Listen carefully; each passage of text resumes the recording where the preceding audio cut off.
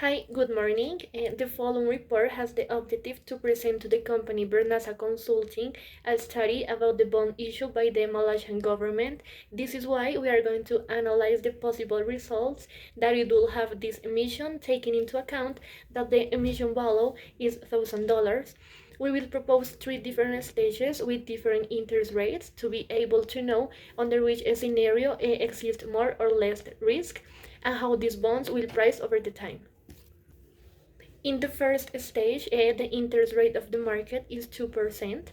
The interest rate of the coupon is 5% with an emission value of $1,000, which means that the repayment rate of each year, which is 4, is the $250 for each one.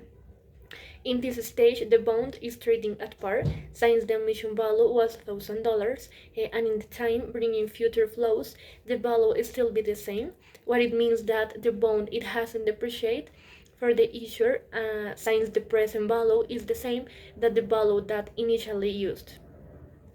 Because the market interest rate is equal to the coupon interest rate, it doesn't exist a gap between both.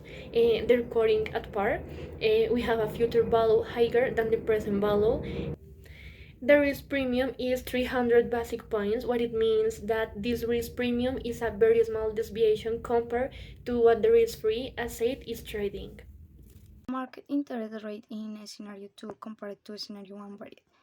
Since it decreased from 5% to 2%, and this reduction corresponds to a difference of 3%. The bond is taken on a higher present value and is trading above par.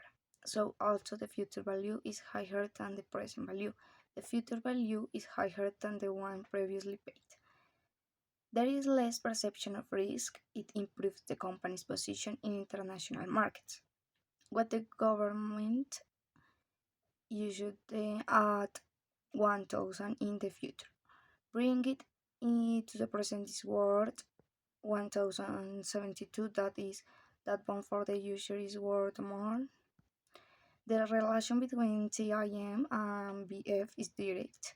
Since comparing scenarios, we see that when the TIM decreases, the BF decreases, and the relation between TIM and BP is inverse because when the TIM decreases, the BP rises.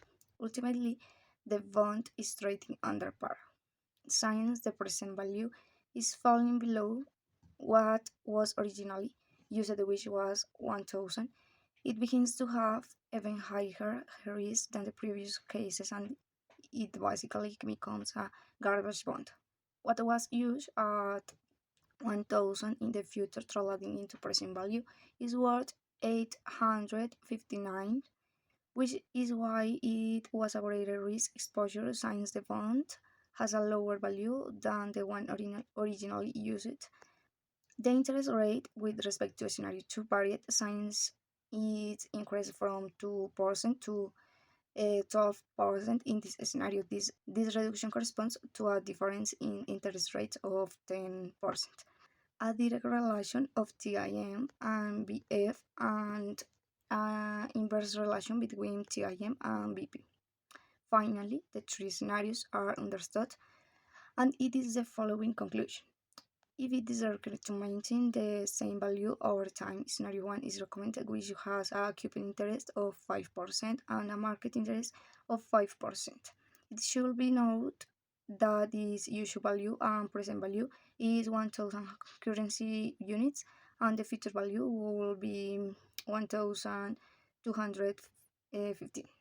But if you want to obtain a higher value than that used, scenario 2 is recommended, which also highlights the company abroad, where a coupon interest of 5% and a market interest of 2% are handled.